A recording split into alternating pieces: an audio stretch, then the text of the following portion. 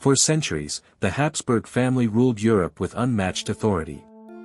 Their banners flew over empires, their crowns sat on the most powerful thrones, and their bloodline was believed to be chosen by God himself. Yet behind the walls of their palaces, hidden beneath silk robes and gilded titles, a slow and irreversible decay was taking place. The very blood they worshipped would become the force that destroyed them. The Habsburg dynasty did not rise through battlefield conquest alone. Their true weapon was marriage. Strategic unions placed Habsburg heirs on the thrones of Austria, Spain, the Holy Roman Empire, and beyond. Over time, their influence stretched across Europe and into the New World. But as their power grew, so did their fear of losing it. To the Habsburgs, royal blood was sacred.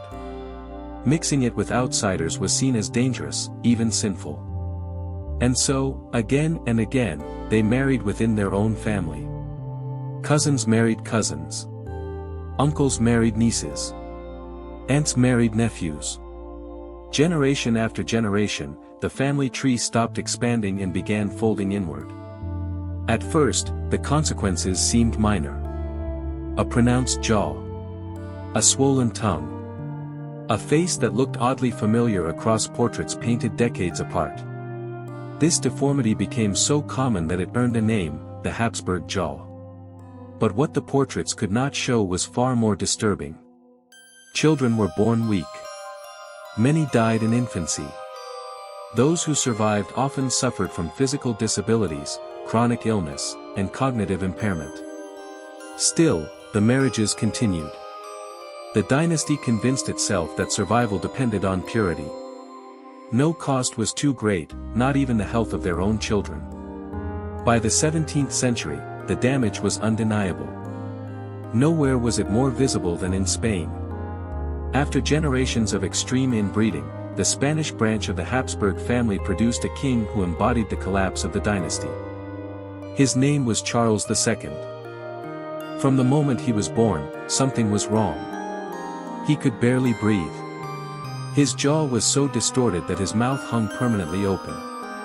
His tongue was so large that speaking was difficult. He did not walk until late childhood.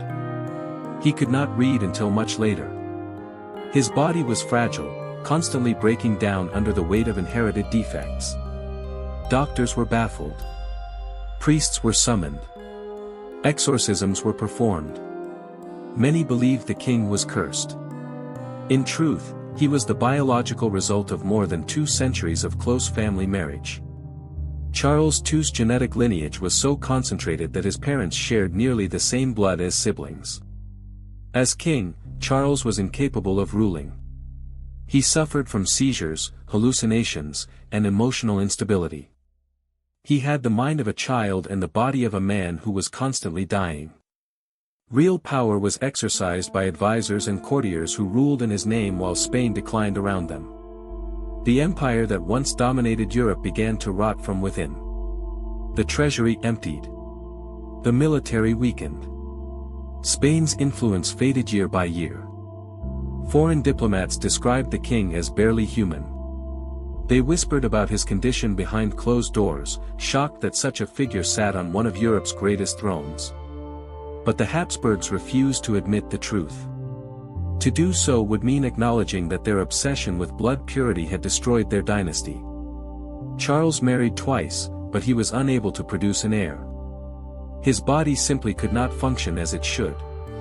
When he finally died, still young by modern standards, the autopsy revealed a horrifying picture.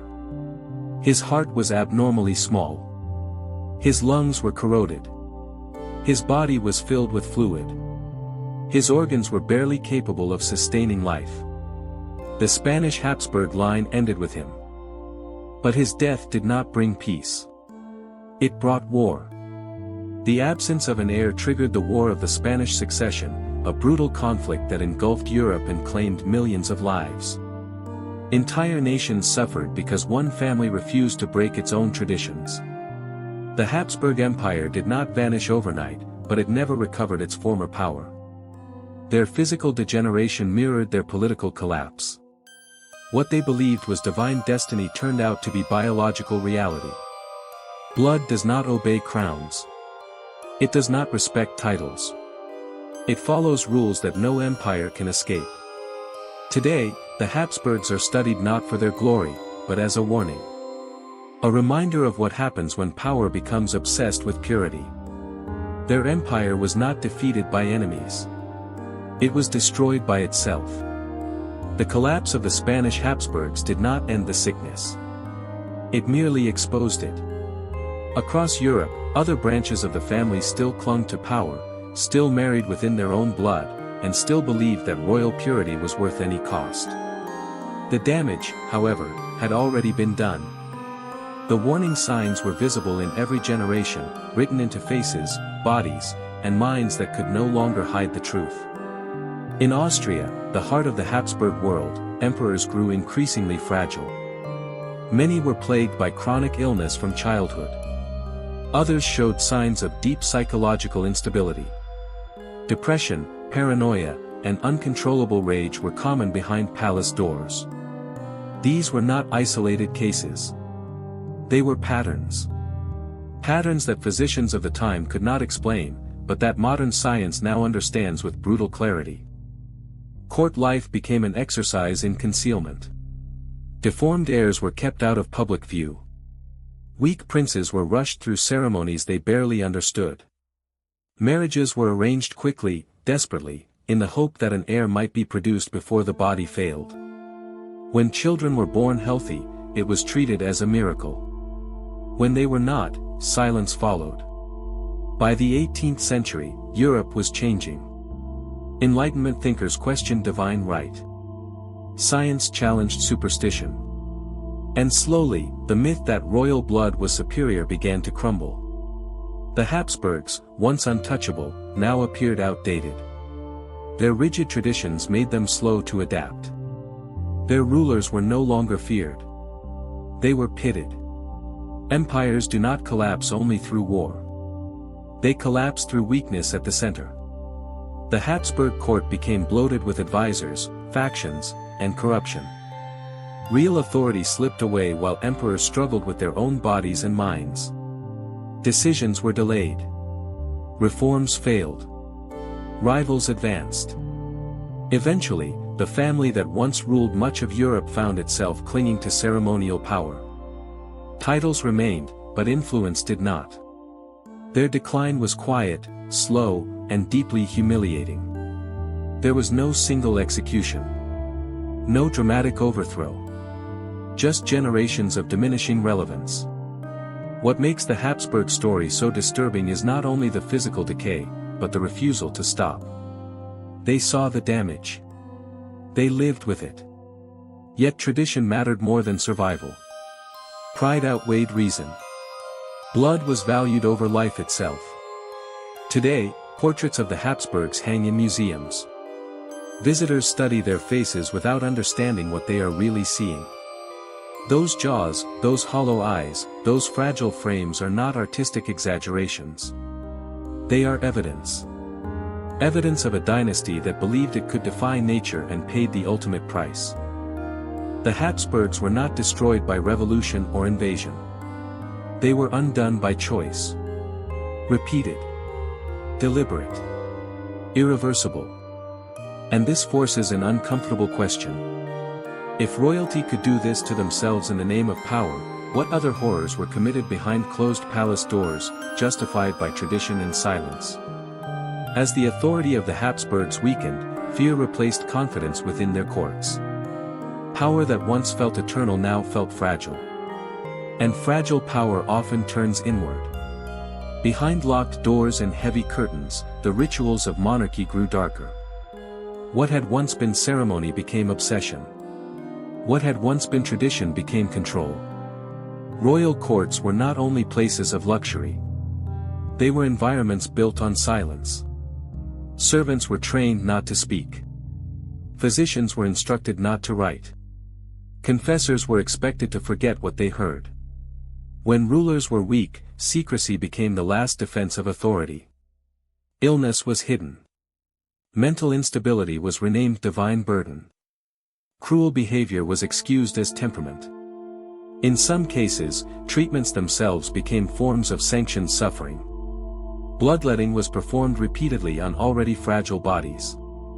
Teeth were extracted without reason.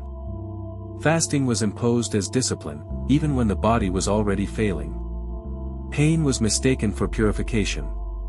Religion played its role. Priests told rulers their suffering was holy, that their pain was proof of divine testing. Confession became constant. Guilt was encouraged. Fear was cultivated. A weak ruler, convinced he was chosen by God, was easier to control than a strong one who questioned authority. As the family declined, superstition increased. Astrology guided decisions. Omens were taken seriously. Birth defects were interpreted as signs from heaven rather than warnings from nature. Instead of changing their behavior, the dynasty doubled down on belief. They did not see decay. They saw destiny. Outside the palace walls, the world moved on. Science advanced. Nations centralized power. Armies modernized. But inside the Habsburg courts, time felt frozen. Old blood. Old rules. Old fears. Their refusal to adapt made them relics long before their titles disappeared. By the 19th century, the once dominant family had become symbolic rather than commanding. They attended ceremonies. They posed for portraits. But they no longer shaped Europe. Their legacy survived in museums and textbooks, not in power. What remains most unsettling is how deliberate the process was. This was not ignorance. It was willful blindness. Generation after generation chose tradition over evidence, pride over survival, blood over life. The damage was visible. The suffering was undeniable. Yet no one stopped it.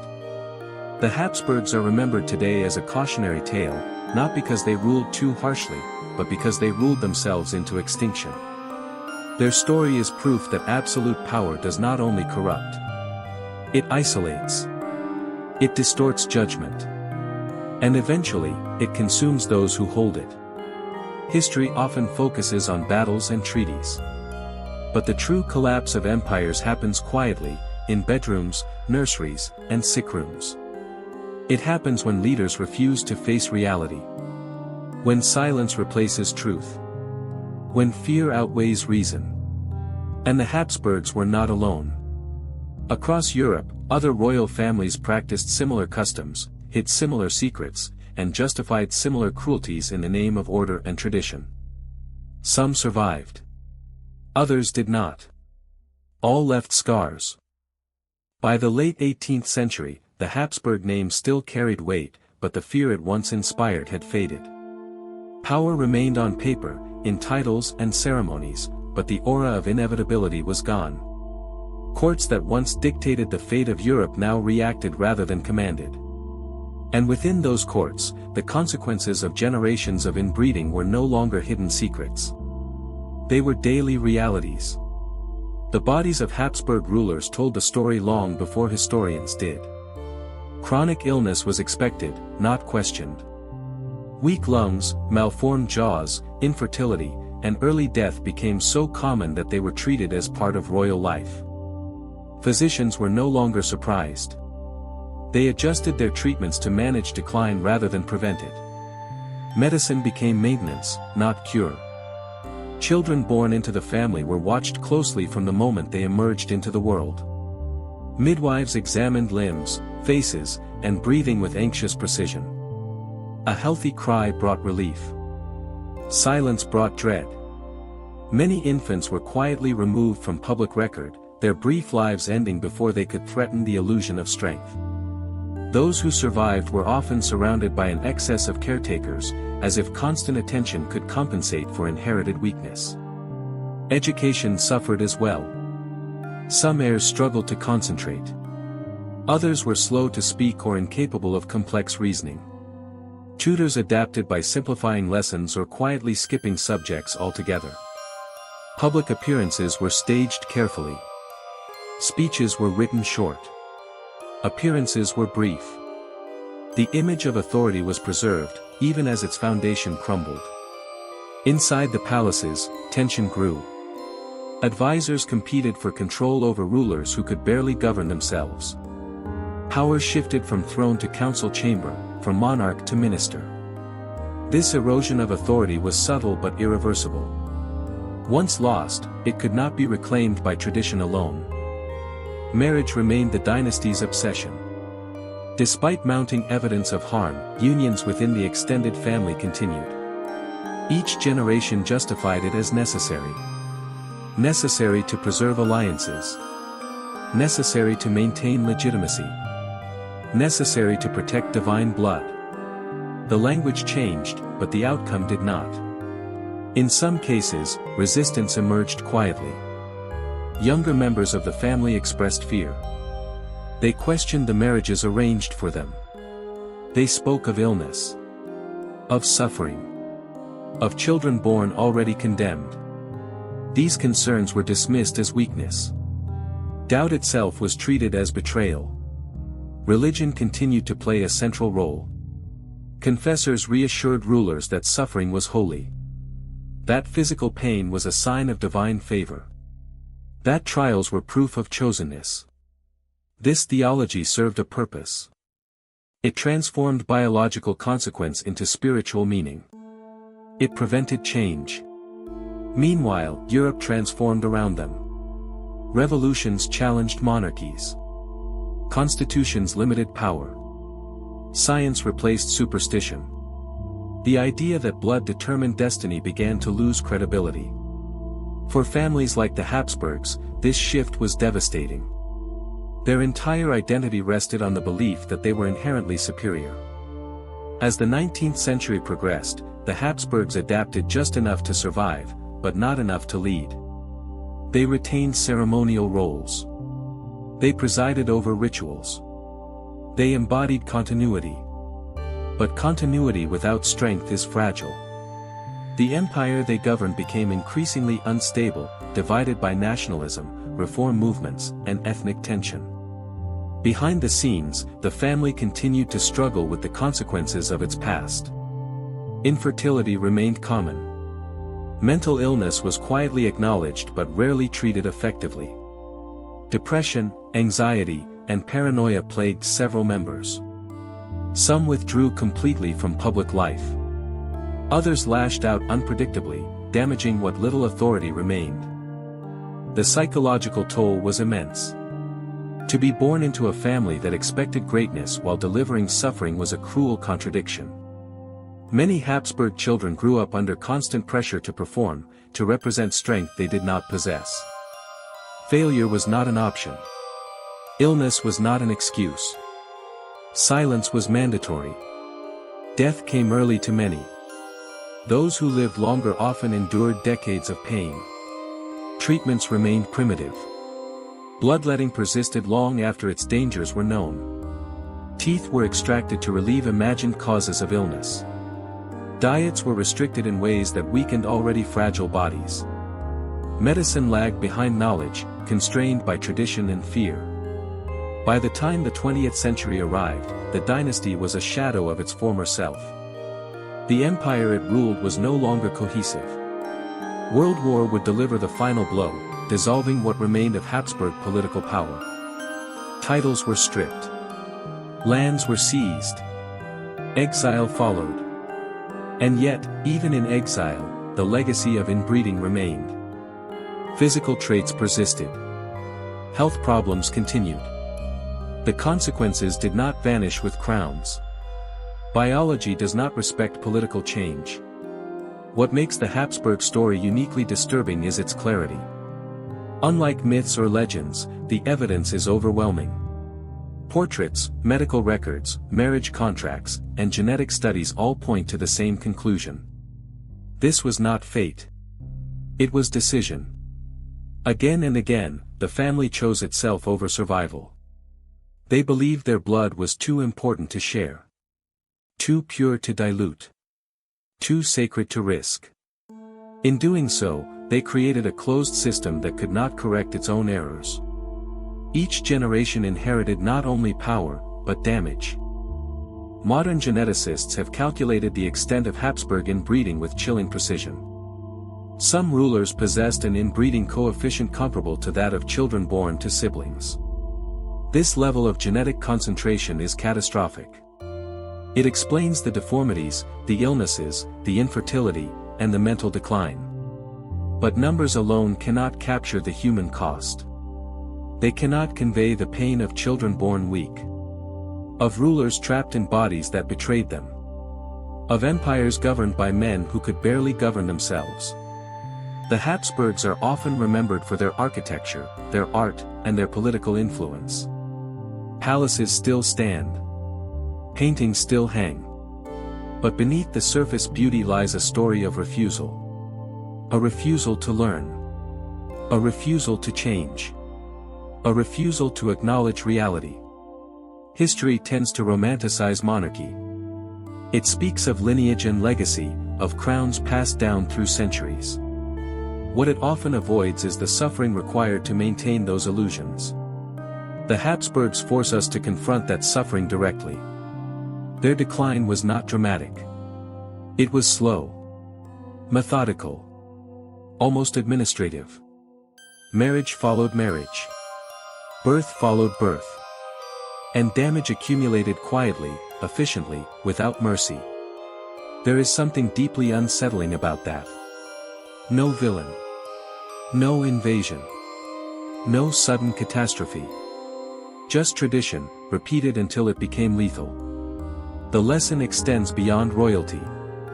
Any system that values purity over adaptability risks collapse. Any institution that silences evidence in favor of belief courts disaster. The Habsburgs were simply powerful enough to carry their mistakes across centuries. Even now, their faces stare back at us from museum walls. The jaw. The eyes. The posture. Once you know what to look for, it is impossible to ignore. These are not symbols of strength. They are warnings. Warnings about what happens when power isolates itself. When authority refuses correction. When pride overrides survival instinct. The Habsburgs believed they were chosen. They believed their blood was destiny. They believed nature could be commanded. Nature disagreed. And it always does. This is why their story endures. Not because they were unique, but because they were extreme. They took a belief common to many royal families and pursued it without restraint. Without pause. Without mercy. In the end, the empire they feared losing was lost anyway. But they lost something far more fundamental first. Their ability to continue. And that leaves us with a final, uncomfortable truth. The greatest threat to power is not rebellion. It is stagnation. It is the belief that one is above consequence. The Habsburgs paid that price in flesh and blood. The story of the Habsburg family does not end with a single death or the fall of a throne. It ends with a lesson written slowly across centuries, carved into bodies, minds, and history itself. Their decline was not sudden, and it was not mysterious. It unfolded in full view, generation after generation, hidden only by denial and tradition. What destroyed the Habsburgs was not war, revolution, or betrayal. It was choice. Repeated choice. The decision to value blood over life, purity over adaptability, image over truth. They believed power could be preserved through isolation, that divinity flowed only through familiar veins. In reality, that isolation weakened everything they tried to protect. Their palaces were filled with gold, art, and ceremony, yet beneath that splendor lived fear. Fear of losing status. Fear of change. Fear of admitting error. Those fears shaped every marriage, every birth, every succession. And over time, fear became policy. The physical signs of their decline were impossible to ignore. Faces marked by deformity. Bodies weakened by disease. Minds burdened by instability. But the deeper damage was psychological and institutional. A ruling family that could not correct itself could not lead others. Authority without strength becomes performance. Power without health becomes illusion. The Habsburg Empire survived longer than many because of momentum, not vitality. Titles, rituals, and symbols carried it forward long after its foundation had cracked. But momentum always fades. When it did, nothing remained to hold the structure together. Today, the Habsburgs are remembered not only for what they ruled, but for what they reveal. They show us that no lineage is immune to consequence. That biology cannot be negotiated with ceremony. That tradition, when defended blindly, becomes destructive. Their story forces us to look past the romance of monarchy and confront its cost. It reminds us that behind every crown is a body, and behind every dynasty is a series of decisions. Some elevate. Others corrode. The Habsburgs chose to look inward when they needed to adapt outward. They chose silence over evidence. Belief over reality. And in doing so, they ensured their own end. Empires often fall loudly, with battles and flames. The Habsburgs fell quietly, in nurseries and sick rooms, in marriage contracts and whispered prayers. Their collapse was slow, methodical, and entirely preventable. That is what makes their story so disturbing. It was not fate. It was refusal. And history never forgets refusal. Thank you for watching, and don't forget to like and subscribe if you want to hear more dark, twisted tales from history.